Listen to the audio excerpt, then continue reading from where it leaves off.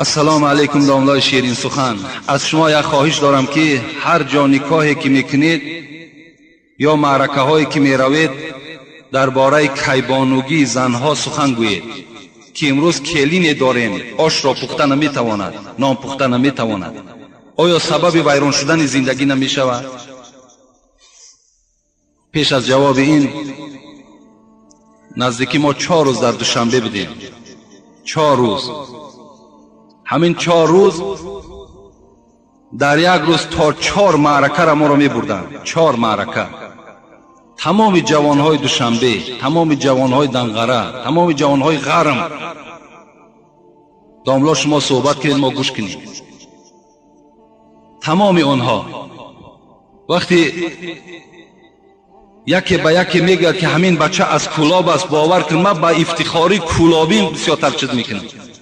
وقتی میگه کلابی است، باور کنین من قبط گوش میگیرم که نه به خاطر حاجگی، نه به خاطر همین علم کوچک، بلکه به خاطر کلابی که از کلاب است.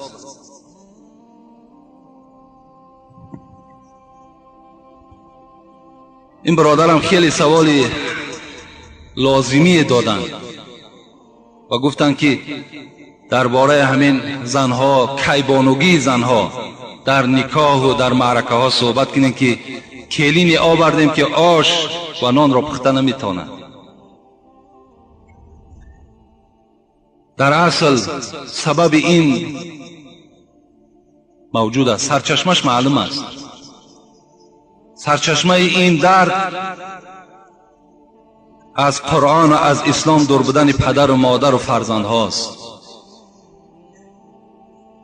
امروز پدر و مادر 1 ماه فقط متریال، فقط جیل پوستک به همون عروس میخرد. 1 ماه کامل بود نمیکند.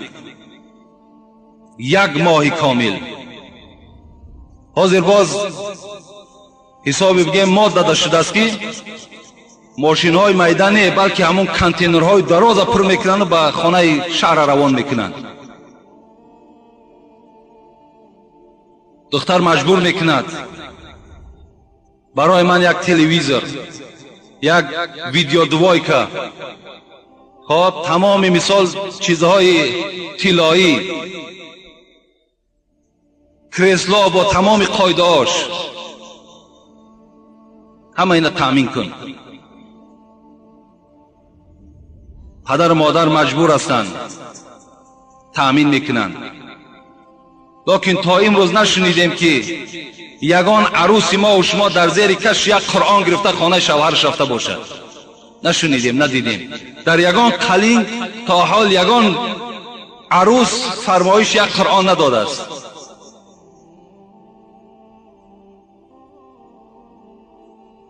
یک برادر گفت از پشت یک کسیت یک ارتیست نامش گرفت، از پشت یک کسیت گفت زن من طلاق دادیم. میگوید فلان کسیت را در خانه بیار، بعد تمام آواز میماند، بعد جارو میگیرد خانه میروید. وقتی من قرآن میگذارم قرآن میکشد. اینا تعلیمی مثال دخترهای ما و شما، اینا تعلیمی بچه های ما و شما. پس از کجا وای کیبانوگی را یاد میگیرد؟ نمیشود که هم پدر و مادر 1 ماهی که بازار به بازار میگردد همان دستی دخترش گیرد نزد دیگ، نزد تنور برد نشان دهد. امروز جمعیت پیش رفته است، باز پخت و پز شیرینی ها برآمده است. دخترها باید اینا یاد گیرند. البته سبب ویرانی زندگی می شود. حضرت فاطمه دختر پیغمبر خدا بودند، دوست داشته ترین دخترشان بودند. وقتی که با حضرت علی پیغمبر خدا وارد تزویج کردند، حضرت علی را تسلیمش کردند، فریاد زدند که ابوبکر نزد من فریاد کنید، عمر، عثمان، حضرت اسامه را گوید پیش من بیاید. وقتی آمدند حضرت گفتند که همین جا یک مقدار مال هست، جهاز حضرت فاطمه است، همینا به خانه علی میبریم. گفتند میلش. چی بود؟ طاحونتون، یک آسیابی دستی داشت، جو میده میکرد با دستش. دختری پیغمبر خدا فاطمه زهرا، شفاعت کننده کل زنهای امت، یک آسیابی دستی جلدن مطبوغن، یک جای نماز. وسادتون حشوها لیف، خدا رحمت چون یک تکسری پختش از لیف بود، یک دانه تکسری، 40 کرته نه، 40 رویمال نه، 10 تن کرپه و کرپچه نه، بلکه یک تکسری لیفش از خرما بود. قرآن، یک قسم قرآن در زیر کشش، کوزن و قسعتن، یک کوزه طهارت داشتن، یک کاسه خراخری.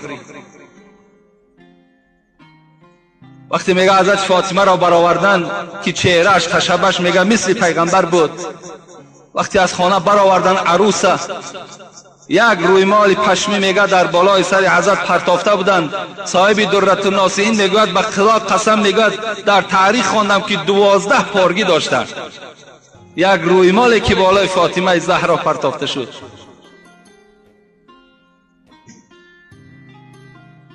وای یک کم از بار نبردند، بلکه یک کم از عقل بردند، یک کم از فراست بردند. وای خدا ترسی داشتند. صاحب درة الناصحین میگوید که فاطمه با دستش آسیاب میگردانید، با زبانش قرآن میخواند، با دلش تفسیر میکرد، با پاهاش گاوره میجنبانید. امروز زنهای امت ببینید، زنهای ما و شما را تماشا کنید، کدام این به زبانش قرآن میخواند، کدام این خدمت شوهر کرده میتواند؟ هیچ کدامش. البته سبب ویرانی زندگی تمام فرزندای ما و شما می شود. بخواهیم که فرزندای ما و شما آرام زندگی کنند، دعای خوشتامن و خسر را گیرند، دعای شوهر را گیرند، باید تعلیم دهید در خانه، باید فراست نشان دهید، باید احترام نشان دهید، تا که شما در نزد همسایه شرمنده نشوید.